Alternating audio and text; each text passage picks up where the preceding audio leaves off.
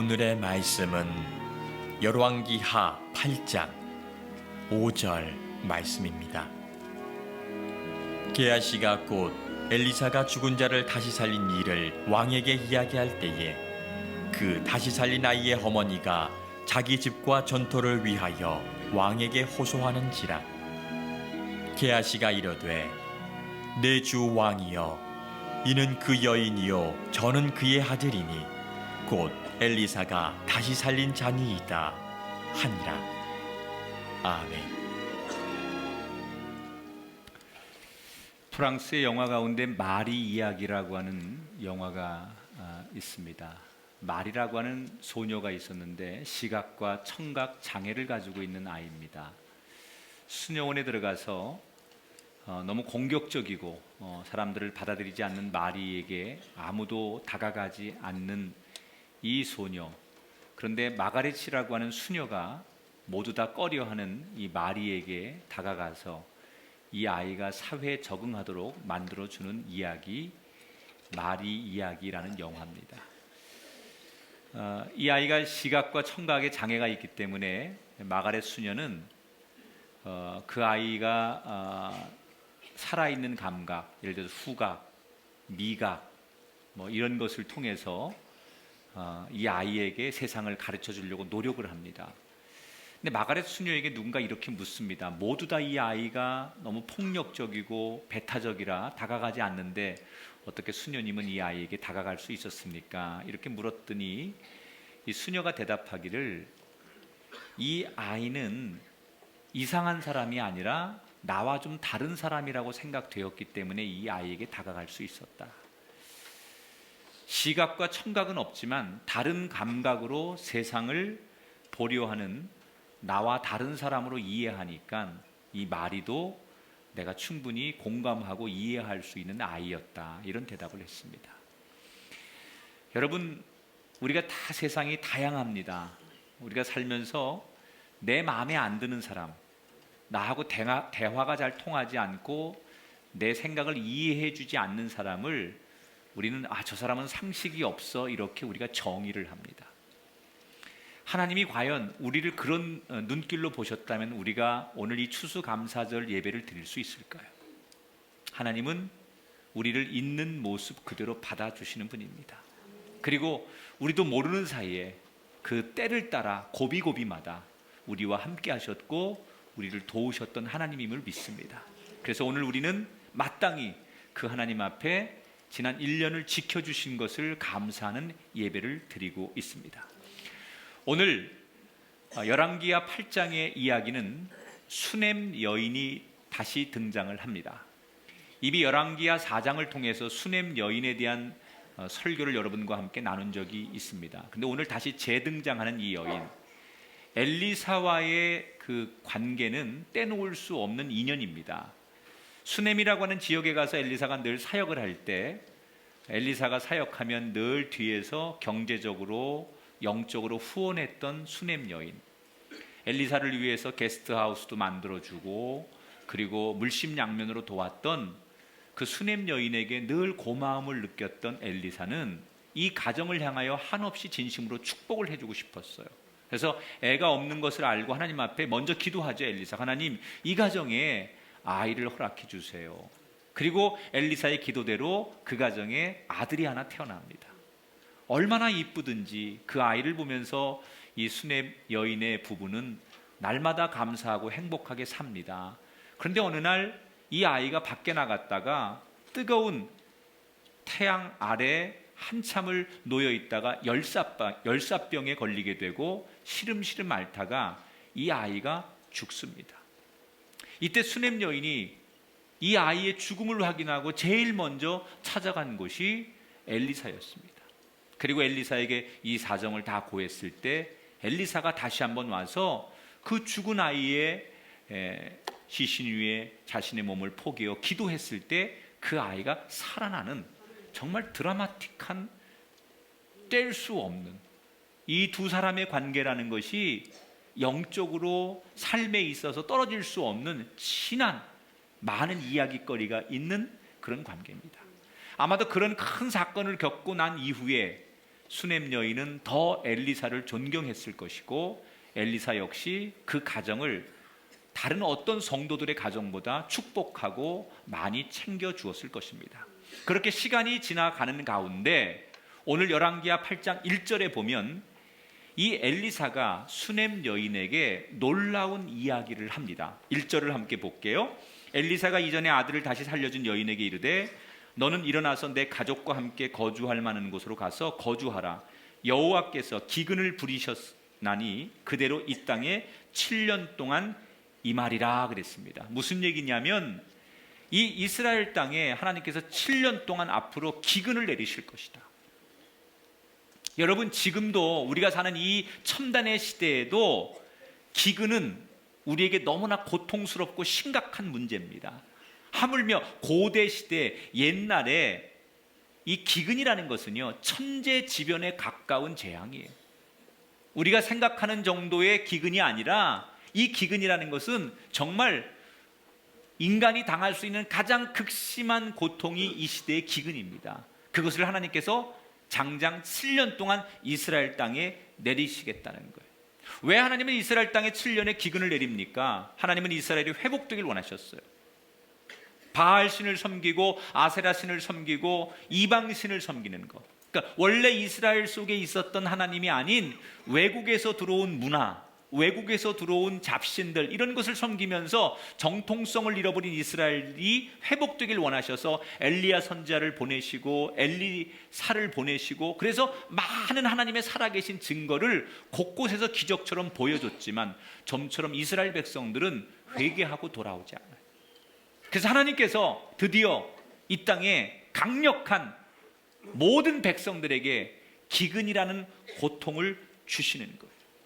그리고 이 내용을 하나님의 종이었던 엘리사가 알았기에 하나님을 신실하게 섬겼던 수넴 여인에게 이 고통 속에 있게 하고 싶지 않아서 7년 동안 이 땅에 고통이 임할 건데 그동안 외국으로 나가서 다른 곳에서 살다 와라 라고 아주 중요한 정보를 주는 거예요.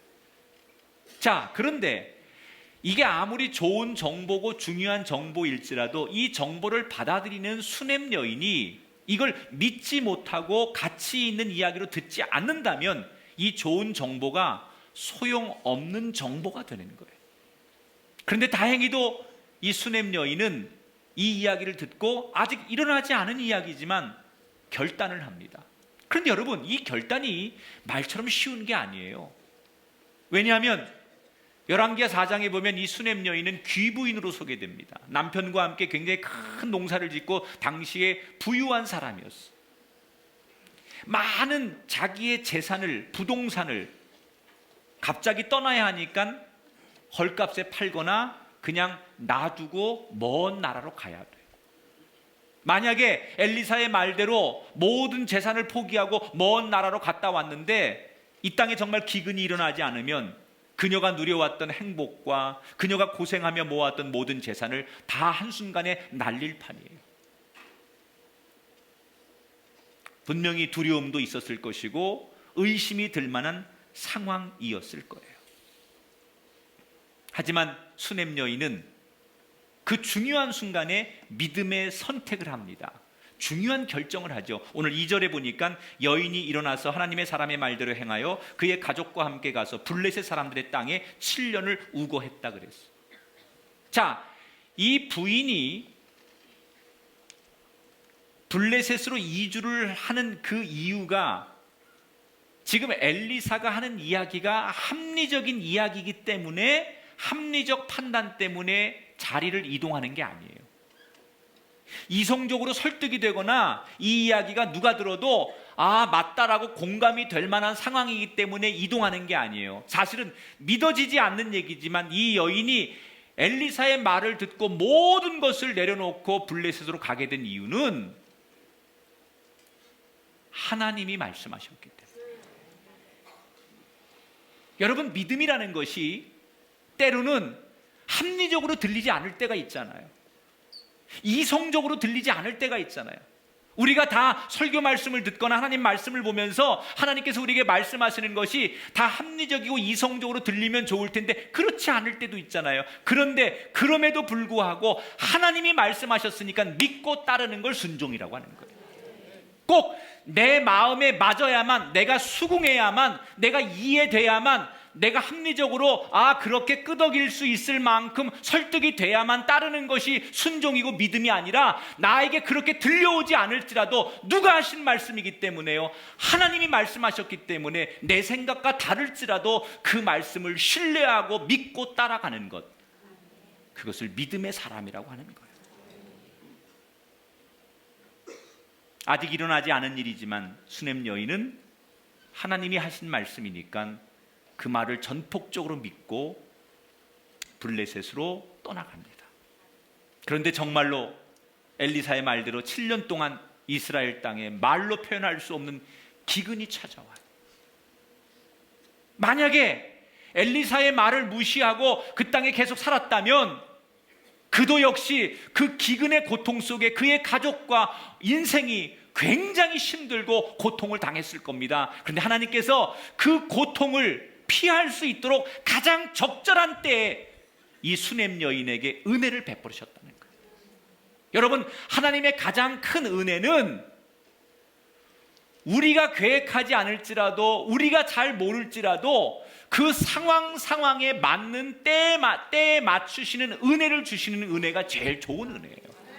우리는 이런 걸 계획하고 이런 것을 예상하고 이렇게 되었으면 좋겠다고 추측하지만, 하나님은 우리가 알지 못하는 내일과 우리의 미래를 그때마다 가장 필요한 때에 필요한 것으로 말씀하시고 채우시는 은혜를 주시는 거예요.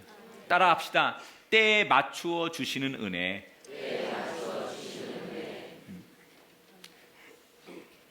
그 상황에 피해야 할 때는 피하게 하시고, 머물러야 할 때는 머무르게 하시고, 볼 수 있어야 할 때는 볼 수 있게 하시는 그 상황에 맞는 은혜를 주시는 거예요.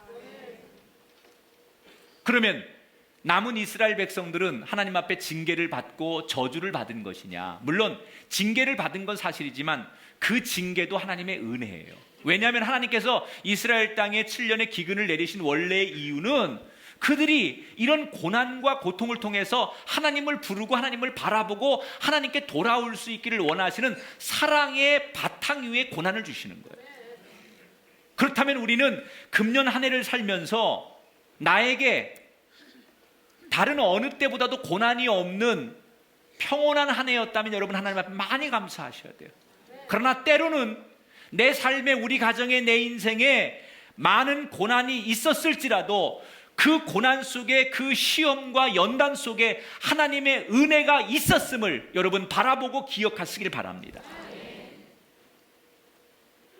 고난이 없었기 때문에만 감사하는 게 아니라 그 고난 속에도 알고 보니 하나님의 사랑이 깔려 있었고 하나님이 나를 사랑하는 은혜가 있었다는 것을 발견한다면, 우리는 지금까지 내가 살아온 이 과정을 통하여 잘 됐든 어려웠든 실패했든 우리가 흥했든 하나님 앞에 감사할 수 있는 그날이 될 줄 믿습니다. 여러분, 하나님은 한결같이 우리를 사랑하시는 분이에요. 오늘 그 사랑의 하나님을 발견하는 그날이 되시기를 주의 이름으로 축원합니다. 사람들이 역사를 이야기할 때 역사는 인간의 노력과 수고가 모아지는 필연적인 것이냐, 아니면 아무리 노력해도 그 순간순간 일어나는 우연적인 사건이 모아지는 게 역사냐, 이런 얘기를 조금 다르게 얘기할 때가 있어요. 그런데 모든 일은 우연 같지만 그 우연 같은 작은 일이 필연적인 결과를 만들 때가 참 많아요. 우리나라 사람들이 가장 큰 아마 미래 세대의 소원이 빼놓을 수 없는 우리나라의 모든 국민의 정서 가운데 가슴에 턱하게 남아있는 부담 중에 하나가 통일이라는 문제예요. 이 지구상에 유일하게 분단 국가로 살아가는 대한민국, 우린 통일을 피할 수가 없어요. 통일은 반드시 됩니다. 그리고 돼야 합니다. 그런데 이 통일에 대해서 우리가 어떤 준비를 해야 하느냐, 이게 우리의 노력도 필요하지만 참 예기치 않은 것을 통해서 통일될 수 있다라고 하는 힌트가 독일 통일해서 서독과 동독이 통일될 때 이야기를 통해서 많은 교훈을 얻게 돼요. 서독과 동독이 1989년 11월 9일 베를린 장벽이 무너집니다. 89년 90년 사이에 이제 베를린 장벽이 완전히 무너지고 통일이 되는데 89년 11월 9일 작은 에피소드 하나, 아주 우연 같은 이야기 하나가 베를린 장벽을 무너뜨리게 됩니다. 실제로 서독과 동독이 통일되기 직전에도 동서독의 어떤 지도자도 통일이 될 것을 예견한 사람이 없었어요. 당시에 서독의 총리가 콜 총리였습니다. 89년 봄에 서울을 방문했는데 기자들이 질문합니다. 언제 통일이 될 것 같습니까? 동서독이. 그랬을 때 콜 총리가 뭐라고 대답하느냐? 아마도 내가 살아 생전에 통일을 보기 어려울 것입니다. 부정적이고 통일에 대해서 아무런 준비가 없었어요. 안 된다는 그런 생각을 가지고 있었어요. 그런데 1989년 11월 아주 우연한 사건 하나가 일어납니다. 당시에 동독의 통일당 대변인이 샤부프스키라고 하는 사람이에요. 이 사람이 동독의 웬만한 정책들, 정치적인 것들을 대외적으로 외신 기자들에게 브리핑을 하는 대변인 같은 사람인데, 이 샤부프스키가 매일 외신 기자들에게 이제 기자회견을 하고 하는데 자기가 어떤 자리에서 어떤 말을 해야 되는지 망각을 하는 거예요, 점점점. 그리고 그날은 술이 좀 취해가지고 기자들 앞에 서게 됩니다. 그리고 기자들이 이런저런 질문을 하는데 워낙 능수능란하게 기자회견을 잘했던 사람이니까 이 샤보프스키가 그냥 기자들의 말에 능수능란하게 대답을 하다가 이탈리아의 한 기자가 샤보프스키에게 언제 동독 사람들이 서독으로 자유롭게 여행을 하는 것을 허락합니까? 이렇게 묻습니다. 근데 샤보프스키가 아무것도 결정이 안 됐는데 우리 동독은 아무 때나 여행을 허가해 줄 마음이 있다. 그리고 지금도 그게 가능하다. 이렇게 대답을 해버렸어요. 술 기운에.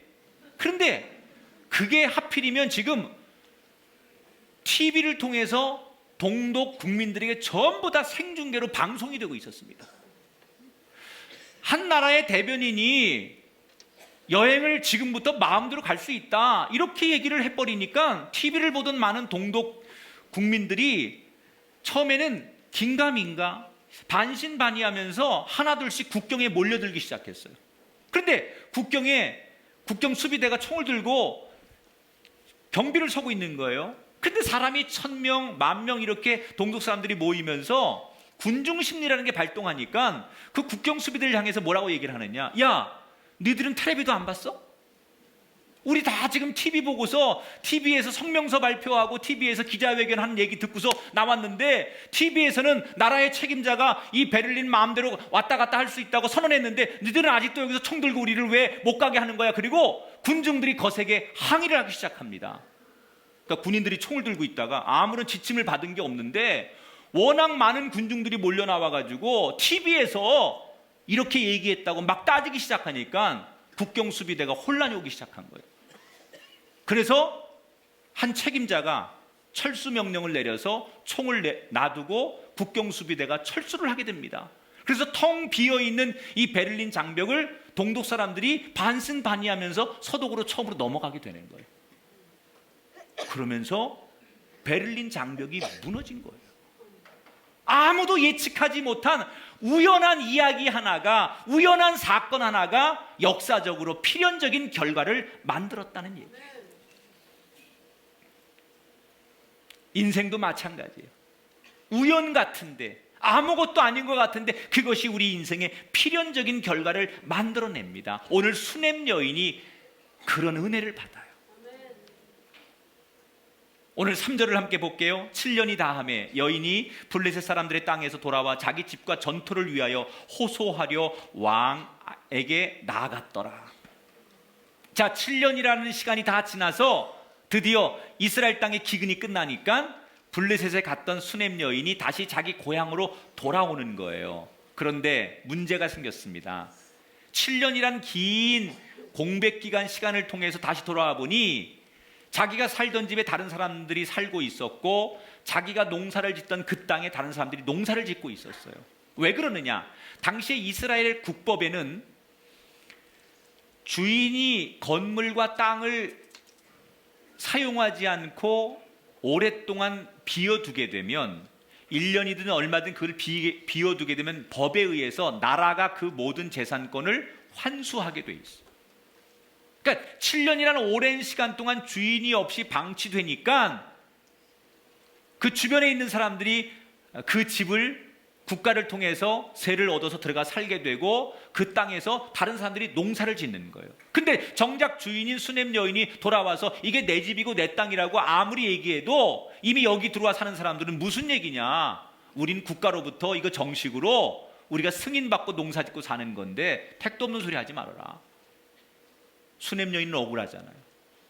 분명히 자기 건데 자기 것이라고 주장해도 누구도 자기 말을 동의해주지 않으니까 할 수 없이 왕 앞에 나가서 이 문제를 하소연하려고 서게 되는 거예요.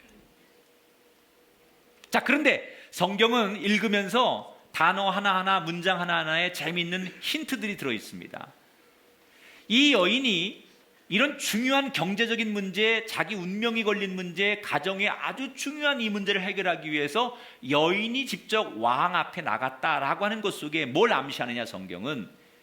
원래 남편이 있는 여자잖아요. 보통 이런 문제는 사회적인 일들을 남편이 해결하는데 여인이 왕 앞에 섰다는 것을 뭘 암시하는 거죠? 7년 사이에 남편이 블레셋에서 죽고 홀로 과부가 되어서 돌아왔다는 얘기예요. 그러니까 이 여인은 점점 더 어려워지는 거죠.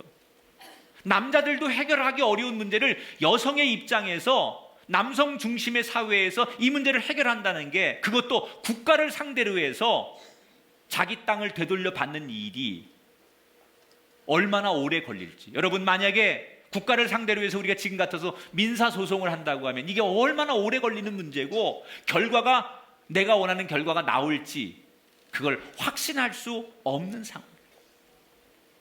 그러니까 나가면서도 할 수 없이 왕 앞에 가긴 하지만 이게 잘 될지, 또는 나를 만나줄지, 만난다 할지라도 이 문제가 빨리 해결이 될지 알 수 없는 궁금증과 두려움을 가지고 이 여인이 왕 앞에 조심스럽게 나가는 거예요. 그런데 바로 이때부터 하나님이 놀라운 사랑의 개입을 하기 시작해요. 자, 우연 같은 일이 벌어지기 시작합니다. 4절을 볼게요. 그때 왕이 하나님의 사람의 사한 게하시와 서로 말하며 이르되 너는 엘리사가 행한 모든 큰 일을 내게 설명하라 하니. 자, 4절은 이렇게 시작합니다. 따라합시다. 그때에. 이 그때라는 건 뭐죠? 수냄 여인이 왕에게 찾아갔을 바로 그 타임에, 그 자리에 누가 있느냐? 왕과 함께 엘리사의 종이었던 게하시가 왕을 만나고 있더라는 거예요.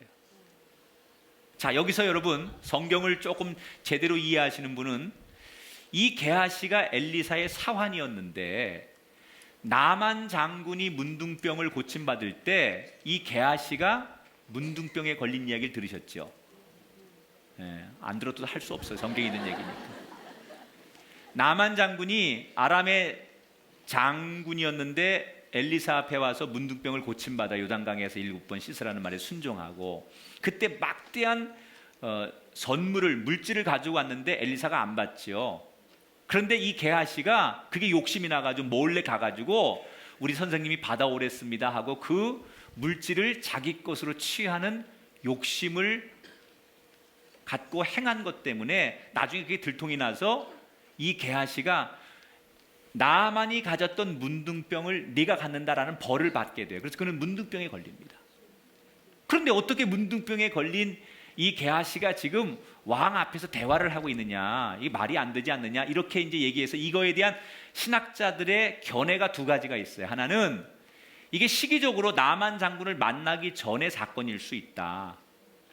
역사적 사건이, 이런 학자들의 얘기가 있고, 또 하나는 저는 두 번째 이야기에 신뢰를 두는 목사인데, 게하시가 문둥병에 걸린 건 사실이에요. 그런데 그가 원래는 하나님의 은혜를 알던 사람이에요. 하지만 잠시 물질의 눈이 어두워 한순간 실수해서 그가 넘어진 사람이기 때문에 문둥병에 걸린 이후에 자기 죄를 진심으로 회개하고 하나님께 고침받고 용서받은 뒤에 건강해진 몸으로 다시 정상적인 삶에 돌아섰을 것이다. 저는 이것을 훨씬 더 근거 있는 그런 학설로 믿습니다. 왜냐하면 하나님은 누구든지 진심으로 회개하는 사람을 용납하시고 회복시키시는 분이에요. 그 하나님이라면 그 게하시가 진심으로 눈물로 회개했다면 그의 병을 고쳐주셨을 것이고 그를 다시 은혜의 자리에 회복해 주셨을 것이다. 그래서 게하시는 지금 왕 앞에서 왕을 만나는데 왕이 이 게하시를 부른 거예요. 그러면서 뭘 질문하는데 어떤 질문을 하느냐? 야, 너 엘리사를 그렇게 잘 쫓아다녔다며? 그 엘리사가 그렇게 대단하다며? 엘리사하고 너 지내면서 있었던 일을 나한테 한번 얘기해봐.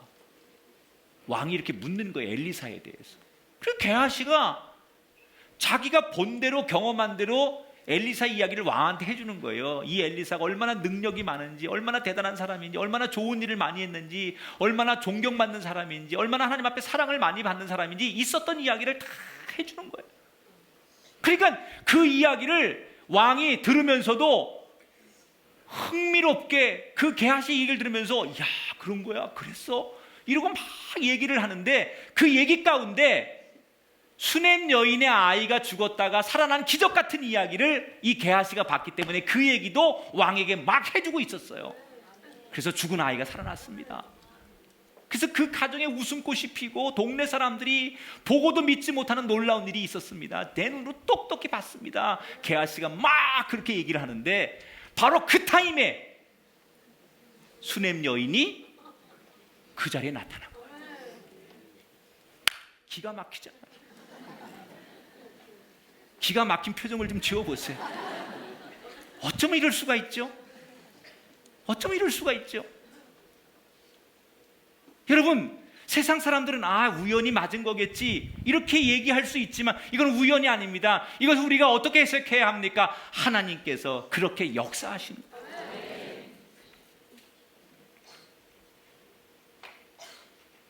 자, 5절을 볼게요. 게하시가 곧 엘리사가 죽은 자를 다시 살린 일을 왕에게 이야기할 때 그 다시 살린 아이의 어머니가 자기 집과 전토를 위하여 왕에게 호소하는지라. 게하시가 이르되 내 주 왕이여 이는 그 여인이요 저는 그의 아들이니 곧 엘리사가 다시 살린 자니이다 하니라. 누가 놀랬을까요? 게하시가 제일 놀랬어요. 많이 지금 막 그 사람 얘기를 하고 있는데 그 사람이 갑자기 자기 눈앞에 딱 나타난 거예요. 애하고. 그러니까 말을 못하고 게하시가 냉동인간이 돼가지고 아마 이러고 있었을 거예요. 한참 동안. 그리고는 더듬거리면서 왕이시여 지금 제가 했던 사람 말했던 사람이 바로 저 여인이고 그 죽었다 살아난 아이가 바로 저 아이입니다 라고 이야기하는 거예요. 자 보세요. 이 여인이 왕 앞에 나가면서 어떤 생각이 있었을까요? 멀리 외국 나가 살던 오랜만에 돌아온 힘없는 이 여자의 이야기를 나쁜 맘 먹은 탐관 오리들이 이 땅을 빼앗으려고 자기 재산을 빼앗으려고 했다면 얼마든지 서류를 조작했을 것이고 자기 말을 믿어주지 않을 것이고 힘 있는 사람들이 작당해서 자기를 외면하고 왕따시키면 아무리 왕 앞에 나가서 호소한들 증언해 줄 사람이 없으면 이 여인의 진실은 묻혀지고 마는 거예요. 그걸 이 여인도 알고 있었어요. 아무도 지금 내 편이 없고 내 이야기를 신뢰해주고 맞다라고 맞장구를 쳐줄 사람이 아무도 없는 사이에 홀로 그래서 왕 앞에 나가고 있는 거예요. 그런데 바로 그 앞에 누가 있는 거예요? 자기가 여기 살던 사람이고 진짜 그게 이 여인의 땅과 재산이라는 것을 증언해 줄 수 있는 사람을 하나님께서 준비시켜 놓으신 거예요. 따라합시다. 예비하시는 하나님. 이 여인이 이런 일이 있을 거 모르고 간 거예요. 가면서도 두려움과 불안과 걱정과 염려의 마음을 가지고 나간 거예요. 그러나 하나님은 우리가 두려워하는 그 순간에, 우리가 불안해하고 염려하는 그 순간에 우리보다 앞서서 가장 좋은 것으로 예비하시는 하나님. 여러분의 가정에, 여러분의 인생에 이 예비하신 하나님의 축복이 임하게 되기를 주의 이름으로 축원합니다. 그것도 딱 맞춰서 한치의 오차도 없이. 만약에 이 여인이 좀 일찍 갔으면 게하시가 없는 상황에서 왕한테 아무리 얘기한들 이 여인의 진심이 통했을까요? 게하시가 왕과 만난 뒤에, 돌아간 뒤에 좀 늦게 갔다면 이 여인을 만나줬을까요? 어쩌면 이렇게 기가 막힌 타이밍에, 기가 막힌 순간에 이 여인을 도우실까요? 여러분, 왕이 그 게하시와 하필이면 왜 종교 얘기를 하고 있었을까요? 정치 얘기, 외교 얘기, 다른 얘기도 많잖아요. 그런데 하필이면 종교 얘기, 엘리사 이야기를 하고 있었어요. 그리고 그 엘리사의 수많은 이야기 가운데 수넴 여인의 이야기를 하고 있었어요. 이걸 뭘로 설명할 거예요? 여러분은 여러분의 인생에 아직도 나는 우연히 태어난 것이고, 나는 우연히 이 사람 만난 것이고, 내가 만나는 모든 삶의 사건들이 우연히 일어난 것이고, 내가 살아가는 남은 인생도 우연히 되어질 거라고 생각하십니까? 그렇지 않습니다. 하나님께서 다스리시고, 하나님께서 역사하시고, 하나님께서 주관하시고, 하나님께서 인도하신다는 것을 신뢰하고 믿어야만 우연 같은 인생을 이길 수 있는 거예요.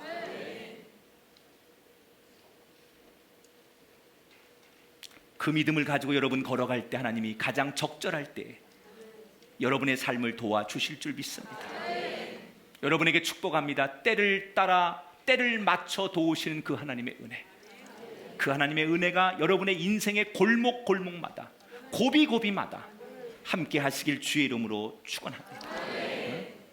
우리는 하나님, 지금인데 지금 하나님 날 지금 도와주셔야 되는데 왜 이렇게 느림느림하게 역사하시는 겁니까? 지금 응답해 주시고 지금 개입해 주셔야 되는데 왜 이렇게 하나님은 느림뱅이십니까? 빨리 오십시오, 빨리 해결해 주십시오, 이렇게 하나님 앞에 요구하지만 우리 눈에는 하나님이 늦으신 것 같지만 아닙니다. 내가 원하는 대로 되지 않았을지라도 조금 늦는 그 시간이 하나님께서 나를 가장 사랑하는 적정한 타임이라는 것을 아셔야 돼요. 내 급한 마음에, 내 계획에 하나님이 따라오는 게 아니라 하나님의 계획에 내가 따라가는 게 신앙이에요. 우리 이걸 못하죠. 신앙의 본질은 내 스케줄에, 내 생각에 하나님을 따라오게 하는 것이 아니라 하나님의 의도와 생각 속에 내가 따라가지는 것이 신앙이에요. 혹시 금년 여러분의 스케줄과 여러분의 생각대로 하나님이 아직도 여러분의 계획에 응답하시지 않으셨다면 생각을 바꿔 가장 선하시고 신실하신 하나님이 가장 좋을 때에 내게 필요한 것을 응답하실 것을 믿으신다면 실망하지 말고 불평하지 말고 그 하나님을 믿고 따라가는 선한 그리스도인이 되시기를 주의 이름으로 축원합니다. 사람은 타성을 벗어난다는 게 참 어렵습니다. 그래서 인간이 가지고 있는 습성 가운데 하나를 경로의존성 습관, 이런 말을 합니다. 사람이요, 자기가 늘 다닌 길을 다니려고 하지 처음 가는 길을 잘 안 가려고 해요. 운전을 할 때도 그렇고 우리가 걸을 때도 보면 자기가 익숙하고 편한 거를 계속 하려고 하지 새로운 건 안 하려고 합니다. 그래서 우리가 사는 이 사회가 그동안 해왔던 대로 전통대로 하는 것을 지지하고 지키려고 하는 그런 경향들이 많습니다. 근데 이게 인간만이 아니라 동물들도 그래요. 대표적으로 연어 같은 그 동물 보십시오. 이 연어가 하천에서 태어납니다. 그런데 바다로 나갑니다. 그래서 한 3년에서 5년 정도 바다에 살다가 알을 부화할 때는 반드시 자기가 태어난 곳으로 돌아와요. 그 바다에서 엄청난 그 고난의 행렬을 통해서 다시 자기가 태어나는 곳으로 돌아와서 알을 낳고 마지막을 맞습니다. 여러분, 하나님이 우리에게 원하시는 게 연어 같은 삶이에요. 본질로 회복하는 것, 원래대로 회복하는 것. 우리가 하나님이 원래 창조한 우리의 영혼, 하나님이 원래 창조한 우리의 가정, 하나님이 나를 만나주셨던 첫사랑, 이런 게 있는데 우리가 자꾸 엇나가는 거예요. 하나님의 계획과 의도와 처음과 엇나가 살던 우리 인생이 어느 날 다시 원래대로 돌아오는 거, 이걸 우리는 회복이라고 하는 거예요. 여러분, 회복이 뭡니까? 처음의 자리로 돌아오는 거예요. 건강을 잃은 사람이 건강의 자리로 돌아오면 회복이에요. 기도하지 않고 믿음 없이 살던 사람이 기도의 자리로, 믿음의 자리로, 헌신의 자리로 돌아오면 그게 회복이에요. 여러분에게 회복의 축복이 있길 바랍니다. 여러분 자녀에게, 여러분 남편에게, 여러분의 인생에게 회복이 있기를 주의 이름으로 축원합니다. 하나님은 빗나간 우리 인생이 회복되길 원하세요. 죄로 인해서, 우리가 욕심으로 인해서, 또는 우리의 마음속에 불신의 마음을 가지고 누군가를 미워하고 불편하게 살고 고통스럽게 살던 우리 마음이 하나님의 은혜로 다시 회복되길 원하시다. 수냄 여인이 받은 은혜는 회복의 은혜예요. 오늘 여러분, 나는 여러분에게 이 말씀을 통해서 회복의 은혜가 물밀듯 여러분의 심령에 채워지기를 축원합니다. 자, 오늘 6절을 한번 볼게요. 왕이 그 여인에게 물음에 여인이 설명한지라 왕이 그를 위하여 한 관리를 임명하여 이르되 이 여인에게 속한 모든 것과 이 땅에서 떠날 때부터 이제까지 그의 밭의 소출을 다 돌려주라 그랬어요. 자, 이 여인이 고향을 떠난 지 7년이라는 간격이 있었습니다. 그래서 이 문제는 해결이 되더라도 오래 걸릴 수밖에 없습니다. 여러분, 어떤 국가가 개인에게 다시 재산을 돌려줄 때 쉽게 해주는 데가 어디 있겠습니까? 만약에 여러분 지금 대한민국에서 국가를 상대로 해서 재산을 찾고 경제적 모른가를 여러분 바로 잡으려면 얼마나 많은 시간이 걸립니까? 아무리 정당하고 아무리 내 거라도 그 과정은 오래 걸릴 수밖에 없어요. 이 여인이 이긴다 할지라도 오래 걸리는 싸움이에요. 근데 하나님께서 단순간에 해결해 주시는 거예요. 거기 게하시가 있었기 때문에, 게하시의 증언 때문에 왕이 그 자리에서 이 여인이 그 여인이구나, 그리고 나의 한 관리를 불러가지고 그 관리에게 명령합니다. 너는 이 여인의 문제를 처음부터 마지막까지 완벽하게 해결하고 나한테 보고해라. 이 여인이 원래 가지고 있던 땅과 집을 다시 다 되찾게 해줘라, 그렇게 관리에게 임명을 하고, 더 놀라운 사실은 지난 7년 동안 이 여인이 떠나 있으면서 그 땅에서 벌었던 소득, 열매, 농사지어서 거뒀던 수확들, 이걸 다 값으로 매겨서 주어라. 그리고 그 집에 살던 사람들을 세를 계산해가지고 7년 동안에 있었던 모든 것을 다시 다 돌려주어라. 아멘 좀 놀랍게 좀 해봐요. 보세요. 찾은 것이 문제가 아니라 온전하게 회복하라. 그냥 이걸 찾는 것만으로도 감사한데 하나님께서는 이 여인에게 회복의 은혜를 통하여 온전하게 7년의 공백을 완전히 메꾸고 7년 동안 가지지 못한 수확까지도 완전히 가질 수 있도록 회복의 은혜를 하나님께서 허락해 주셨다는 거예요. 하나님은 우리의 삶을 회복하길 원하십니다.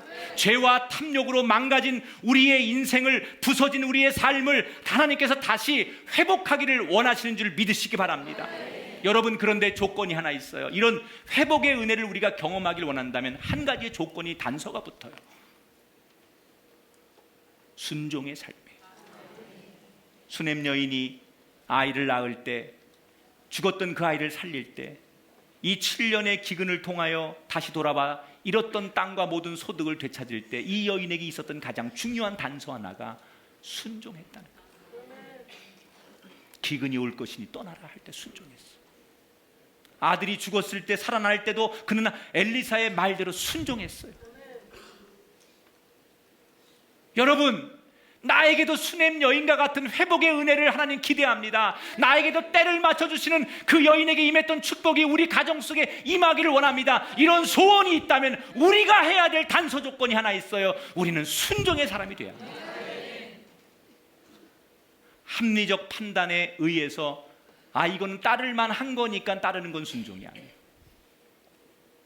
그리 아니하실지라도 하나님의 말씀이니까 믿고 따르는 걸 순종이라고 하는 거예요.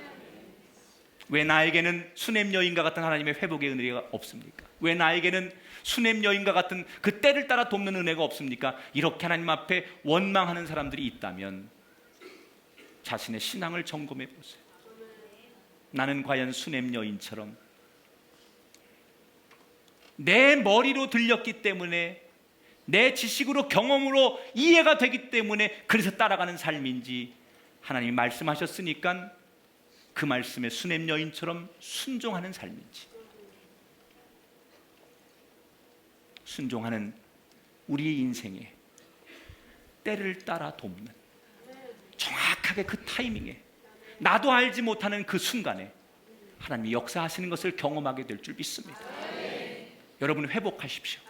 가정이 회복하시고, 일터가 회복하시고, 건강이 회복되고, 부부가 회복되고, 자녀가 회복되고, 이 땅의 죄악이 회복되고, 이 땅의 모든 교회들의 부흥이 회복되고, 하나님의 나라가 회복되기를 축원합니다. 그 회복의 은혜 속에 가장 중요한 철칙은 순종하는 거예요. 다시 우리는 하나님 말씀에 순종해야 돼. 주님 말씀하시옵소서, 내가 듣겠나이다.